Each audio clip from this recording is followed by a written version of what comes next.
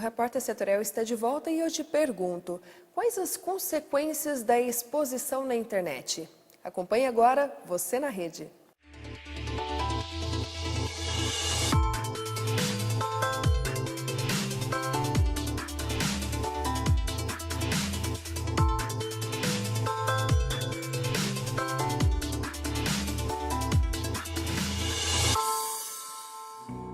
Muitas vezes não nos preocupamos com a dimensão que as informações publicadas na internet podem alcançar. O que pessoas que nunca te encontraram pessoalmente podem falar de você apenas olhando seu perfil virtual?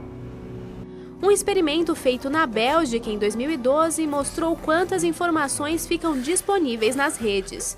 Você deve se lembrar do vídeo onde um falso vidente adivinhava algumas informações de pessoas desconhecidas.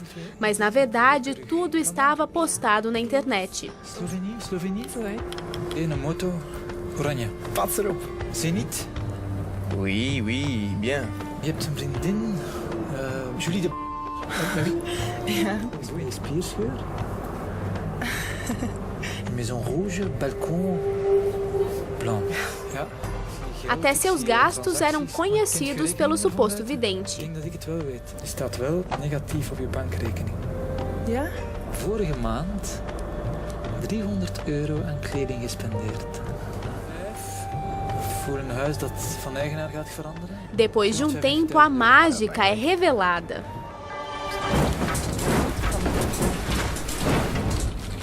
Oh my God. Oh man. O mundo virtual parece despertar em nós a sensação de que tudo é possível. Tudo pode ser revelado, postado, divulgado. Nem paramos para pensar nas consequências de tanta exposição.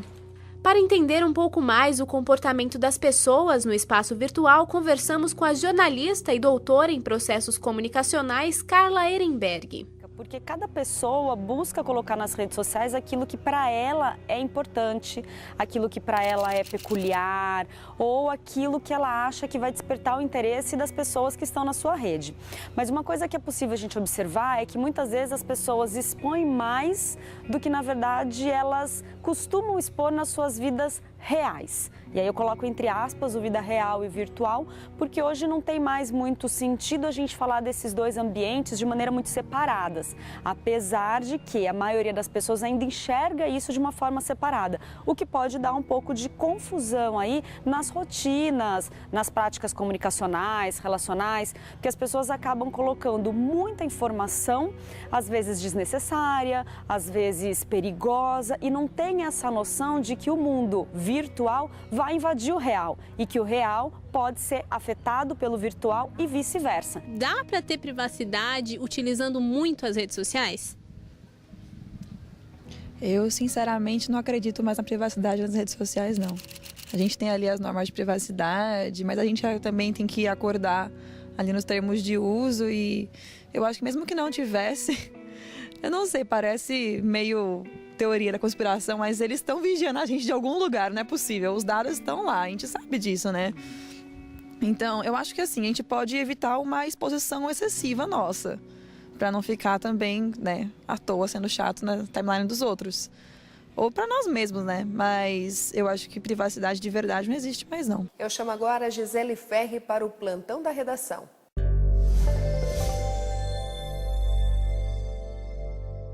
Fundação Cultural de Jacareí oferece 420 vagas gratuitas para atividades culturais e oficinas esportivas.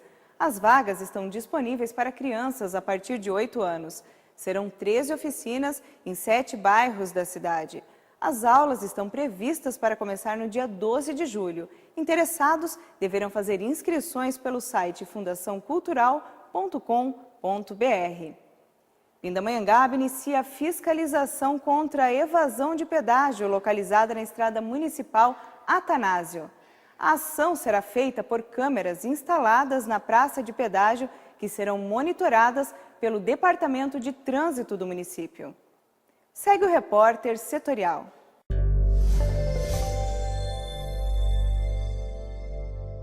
Foi inaugurada em Pindamonhangaba, no distrito de Moreira César, a Delegacia de Polícia Civil. A nova unidade recebe o 2º distrito e, provisoriamente, a Delegacia da Defesa da Mulher.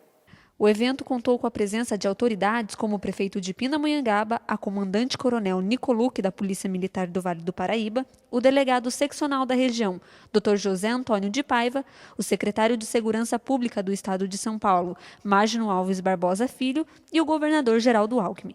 A delegacia começou a ser construída há 2 anos atrás. Além do 2º Distrito Policial de Pindamonhangaba, está vindo para cá a Delegacia de Defesa da Mulher, em face da construção, da reconstrução do prédio da cidade. Então, por um período, a Delegacia da Mulher vai funcionar aqui. Além disso, também, nós pretendemos a criação do NECRIM, vai funcionar um setor de almoxarifado central, onde todos os prontuários, o acervo da Polícia Civil vai ser guardado aqui no subsolo. E também centro de treinamento, nós temos estande de tiro aqui. Segundo o secretário de Segurança Pública, essa delegacia foi a primeira a ser inaugurada com os padrões que serão implantados em todo o estado de São Paulo. A unidade pretende atender todo o distrito de Moreira César, em Pindamonhangaba. Com o tempo virão outras unidades policiais para cá, para poder dar o melhor atendimento à população e à comunidade de Pindamonhangaba. Atuarão na nova delegacia 4 delegados, 4 escrivães e 1 investigador. Em setembro, serão distribuídos em todo o estado de São Paulo 1.600 policiais. Porém, ainda não há previsão de quantos virão para o Vale do Paraíba. É importante destacar o seguinte: nós temos no estado de São Paulo 645 municípios. Quase 200 têm menos de 5.000 habitantes. Então não tem o menor sentido você ter um delegado só para aquela cidade. Isso não tem sentido, como também não tem um juiz de direito, não tem um promotor. Você tem um juiz que responde pela comarca, você tem o promotor que responde pela comarca e você tem o delegado que responde por várias cidades. No caso das pequenas, das pequeninas. A delegacia foi inaugurada no dia do aniversário de 312 anos da cidade. O governador, que é pindamonhangabense, falou sobre os próximos investimentos no município. O prefeito, Dr. Israel, nós estávamos comentando, ele já começa agora em agosto a obra do pronto-socorro, não é isso? Nós vamos ter um investimento grande que o Estado liberou para o pronto-socorro. E também liberamos recursos para a Santa Casa, compra do arco cirúrgico e desfibriladores.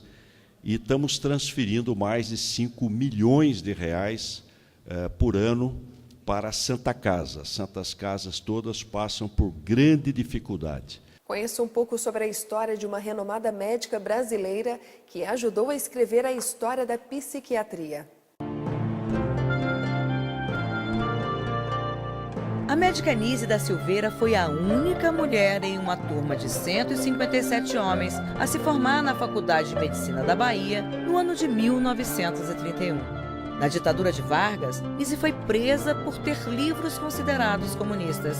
Ela ficou afastada da medicina e, quando retornou, discordou das formas de tratamento da época. Nise foi aluna do psiquiatra Carl Jung e revolucionou a psiquiatria no Brasil ao mudar as técnicas de tratamento da terapia ocupacional. Nise da Silveira foi uma médica psiquiatra que utilizou a arte para se comunicar com os pacientes e os ajudar a interagir com o mundo. Porque passei pela prisão, eu compreendo as pessoas e os animais que estão doentes, pobres, que sofrem. Eu me identifico com eles. Sinto-me um deles. O número de brasileiros obesos aumentou 60% nos últimos 10 anos. Por isso, o Ministério da Saúde estuda medidas para conter o avanço da obesidade no país. Quando o assunto é sobrepeso, sempre tem alguém que gostaria de perder pelo menos alguns quilos.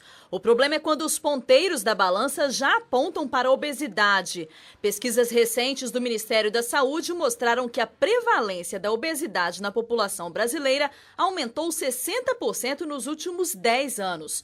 Além disso, o brasileiro consome 50% a mais de açúcar do que a quantidade recomendada pela Organização Mundial da Saúde. Um levantamento feito pela Vigilância de Fatores de Risco e Proteção para Doenças Crônicas por inquérito telefônico revelou que 16,5% dos brasileiros consomem bebidas açucaradas como refrigerantes ou sucos artificiais quase todos os dias. Entre as medidas tomadas pelo Ministério da Saúde para combater a obesidade está o plano de redução de açúcar nos alimentos industrializados e a proposta de cancelar a oferta de refil dos refrigerantes nos restaurantes e lanchonetes, já que estudos apontaram que as vendas desses refis aumentam em 30% o consumo de refrigerantes. A última proposta do Ministério da Saúde no combate à obesidade é fazer alterações nos rótulos dos alimentos industrializados para esclarecer as informações relacionadas a quantidades de sal, açúcar e gorduras presentes nos produtos, para que o consumidor não tenha dúvida sobre o que está levando para casa. Outra questão apontada como parte essencial das políticas de saúde pública é o desenvolvimento de atividades físicas coletivas para motivar a população a combater o sedentarismo. E o que acontece fora da nossa região também é destaque aqui, no Giro de Notícias. Ok, vamos às notícias. O Ministério da Educação liberou 287 milhões de reais para mais de 85 mil escolas em todo o país. Os recursos irão favorecer mais de 21 milhões de alunos. O benefício é destinado a pequenos reparos nas unidades de ensino, como manutenção e conservação da infraestrutura das instituições. A verba também poderá ser utilizada para a compra de material de consumo e bens permanentes. A movimentação nos portos brasileiros cresce em 2017. De janeiro a maio, a circulação total de cargas nos portos teve um crescimento de 2,32% em comparação com o mesmo período do ano passado. Um aumento de mais de 10 milhões de toneladas transportadas. Os dados são da Agência Nacional de Transportes Aquaviários. E já eu volto com outras notícias aqui da nossa região. No próximo bloco, a inauguração do SAMU em Pindamonhangaba. Aguarde um instante, voltamos já.